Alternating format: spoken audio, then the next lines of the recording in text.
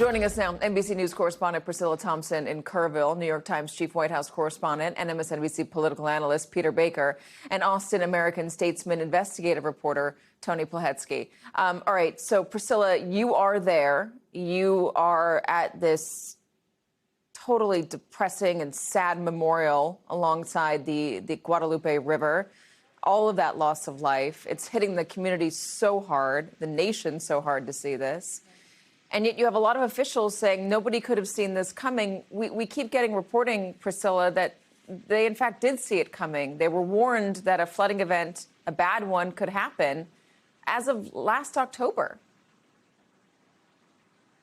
Yeah, Katie, and reporters have tried to press officials about that, and they have said the time for those conversations will come. They are not trying to shirk those questions, but that now is the time to focus on the victims and those who are still missing. But undoubtedly, the president is likely going to hear about some of that, face some of those questions potentially today. He arrived on the ground here about 15 minutes ago in Kerr County, according to the reporters who were with him. And I just want to give you a sense of the mood here and the kinds of things that he is going to see and hear about. And I want to move out of the way to give you and our viewers just a look at this memorial. It spans quite a swath here of this Guadalupe River, and you just see all of the crosses put up for each of those victims. You see that pink case there that appears to resemble those cases that were found at Camp Mystic, where more than 30 children died with stuffed animals coming out of them. And you just see the ribbons and the flags and the flowers to honor all of these victims, as today you still have more than 160 people in this county alone who are still missing. The president is expected to receive a briefing from officials where they will likely talk about that and those search efforts. I will tell you, here along the river, we have seen people on foot looking. We have seen boats going into the water, searching for those folks, hoping to bring those families some kind of closure. We know that the president is going to be meeting with some of those families of victims who have lost lives, but also potentially of those who are still missing, who are still waiting for those answers. And I will also say that as we've been here today, there have been locals who have come out and just sat by the river, looking at these crosses, reflecting on this tragedy, but certainly also on everyone's mind as they are grieving are those tough questions about whether more could have been done to prevent this. All right, Tony, let's keep on the questions about what more could have been done. What is your latest reporting? Consistent to what we have been hearing now for days, there is now a growing body of evidence that officials could have and should have done more to prevent what exactly happened from happening. At the same time, we're seeing lawmakers from both sides of the political aisle now here in Texas saying that an upcoming special legislative session that is set to start July 21st must address some of these issues. And Katie, within the past 24 hours, we've also heard that the Lieutenant Governor of Texas, Dan Patrick, as well as the Speaker of the House, Dustin Burrows, will conduct joint investigations on both sides, both the House and the Senate, to try to understand and unpack all of the facts that led to exactly what happened.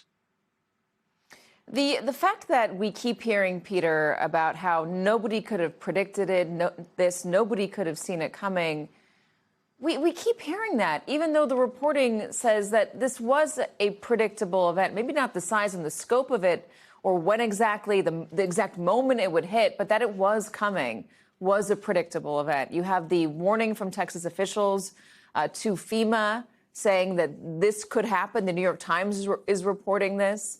There were the pleas from local officials for a siren system, but the state rebuffing that plea multiple separate times. Bring us up to speed on just the lack of accountability that we've heard from Texas officials so far. Yeah, I think that's an important word, accountability. You have a tragedy, a calamity like this. Obviously, nature is what nature is.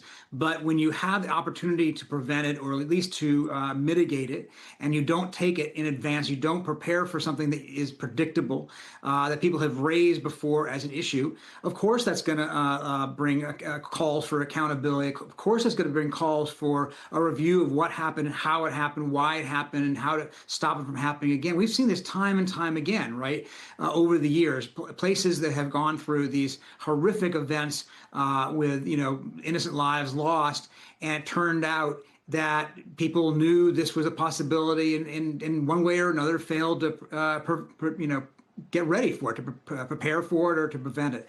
So, it's interesting to see whether President Trump will raise or discuss these issues today. My guess is he probably won't. That's not what he wants to talk about. But it is an important issue that will be brought up in terms of the decisions that he's making about his administration, and how his administration is planning to go forward with issues like what to do about NOAA, the weather agency, or whether to take down FEMA, which he's talked about, which is, of course, the disaster response agency.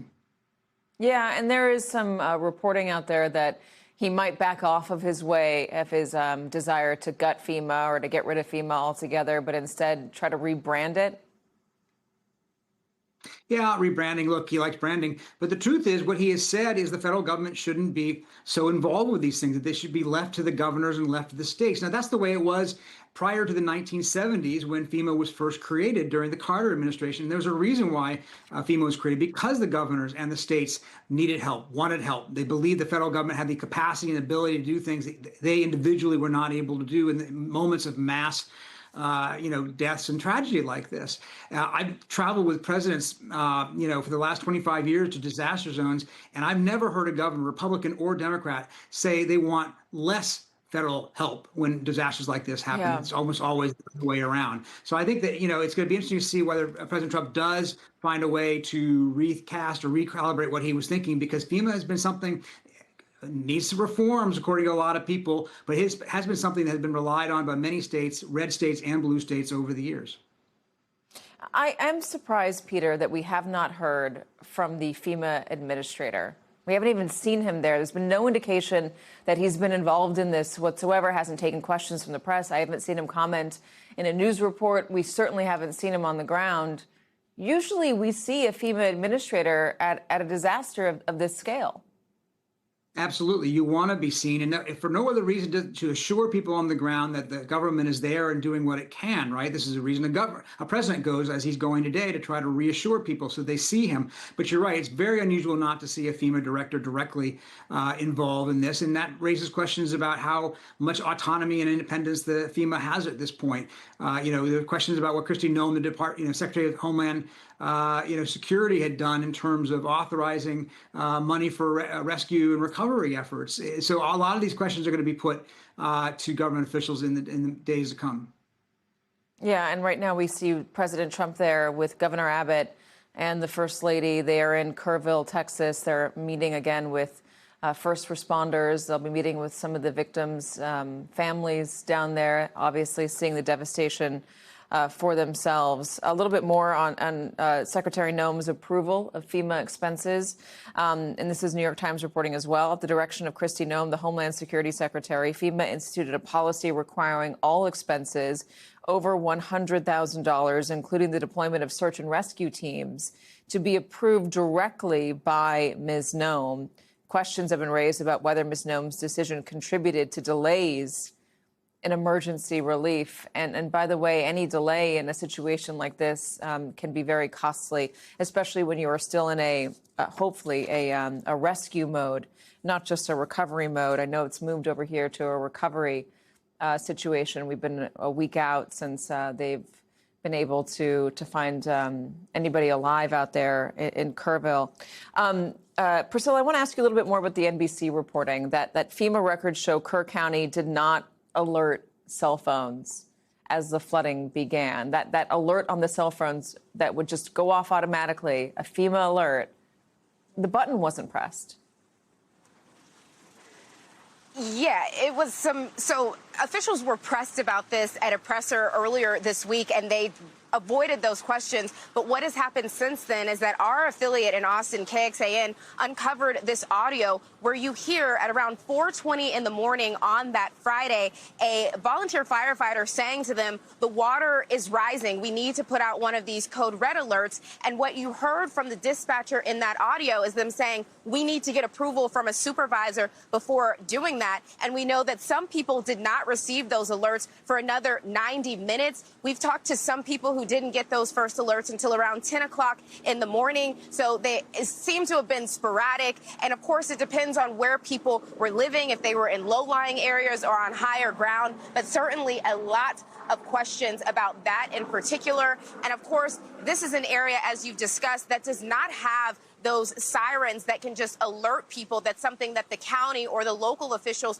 could have sent out that would have immediately alerted people. It is something that has been discussed here for nearly a decade in their various meetings and things like that. And ultimately, it did not happen. And so these are the kinds of questions that are certainly going to come up in those hearings that are going to be held in the special session of the Texas legislature later this month. And we know that the second hearing in that sort of grouping is going to happen here in Kerrville, according to the lieutenant governor. And they want to hear directly from Kerrville residents, Kerr County residents who were impacted by this tragedy, with their frustrations and what they feel like could have been done better, including, of course, these alerts.